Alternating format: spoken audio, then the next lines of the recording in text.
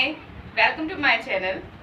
Today I am going to explain the very first lesson of class 12 of English literature, that is invocation.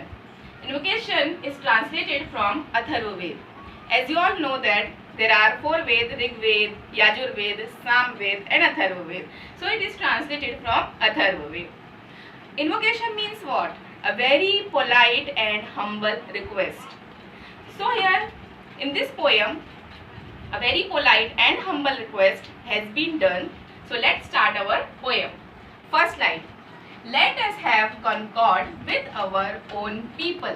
Concord means friendship and peace among people and countries. So in this first line, the speaker is telling that we should have to establish a very peaceful relationship with our own people. Own people means the people whom we know. They are our countrymen whom we know very well. In the second line, the speaker is telling and concord with people who are strangers to us. We should establish friendship and peaceful relationship between the people who are strangers. Stranger means the people whom we don't know. They may be our foreigners. They may belong to different countries.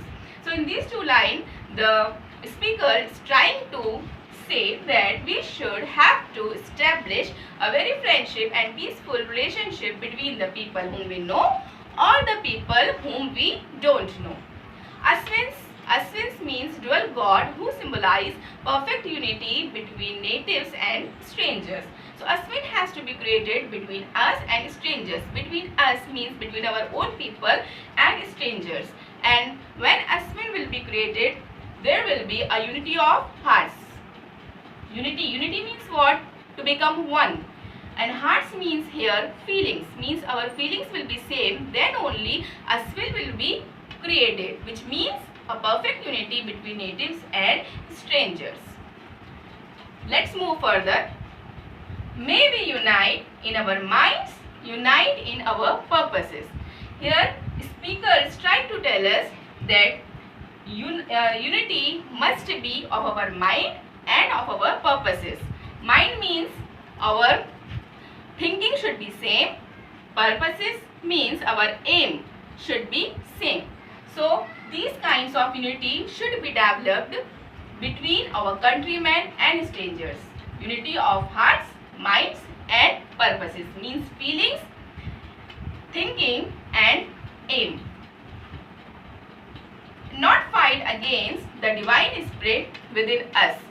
When there will be unity in all these things, so there will be no fight against the divine spirit. Divine spirit means, divine means related to God, spirit means soul.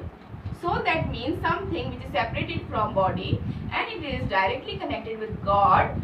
So that is called divine spirit, which shows us what is right and what is wrong, which always tells us to go on a very right direction. So in spite of knowing that what is right and what is wrong, if we are doing wrong, that means we are fighting against our divine spirit. Next line, let not the battle cry rise amidst many slain.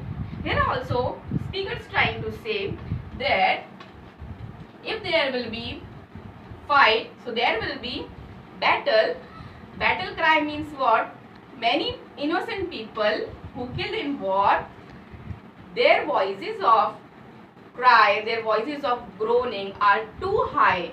That is called battle cry. And slain means what?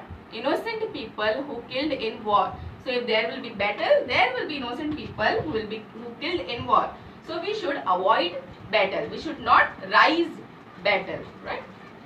Last line, not the arrows of the war god. If there will be no battle, then there will be no arrows.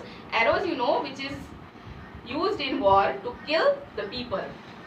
War god means God Indra, who is supposed to be king of gods in Vedic times. So if there will be no battle, there will be no arrows of war god, who is supposed to be the king of gods. There will be no arrow fall with the break of the day. Break of the day means dawn. The time in Vedic time, it is supposed that battle was fought between sunrise and sunset. So if there will be no battle, there will be no arrow and no people will kill in war.